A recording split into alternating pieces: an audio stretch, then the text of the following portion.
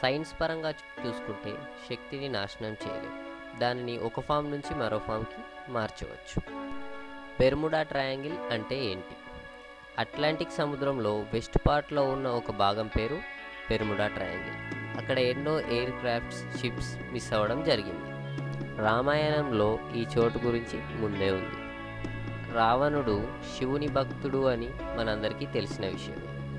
అతనికి శివుడు ఇచ్చిన ఒక మహిమ వల్ల తనకి అంతం లేకుండా ఉన్నాడు అని, దానిని రావణుడు తన పొట్టలో దాచుకున్నాడు అని పురాణాల్లో ఉంది.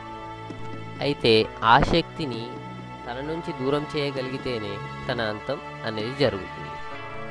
ఈ రహస్యాన్ని తెలిసిన శివుడు రావణాసురుడి భార్య దగ్గరికి ఒక ముని రూపంలో వెళ్ళి తనని ఆశీర్వదించి ఈ శక్తి ఉన్న మణి గురించి అడుగుతాడు. ఈ మణి గురించి శివుడికి, రావణాసురుడి భార్యకి తప్ప ఇంకెవరికి తెలియదు. ఈ విషయం తెలిసిన రావణాసుడి భార్య ఆ ముని రూపంలో ఉన్నది శివుడే అని గ్రహిస్తుంది. ఆ ముని రూపంలో ఉన్నది శివుడే అని గ్రహించిన రావణాసుడి భార్య ఆ శక్తిగల మణిని శివునికి ఇవ్వడం జరుగుతుంది. రాముడు రావణాసురుడిని చంపేసిన తరువాత ఆ మణిని దాచడానికి ఒక చోటు కావాలి.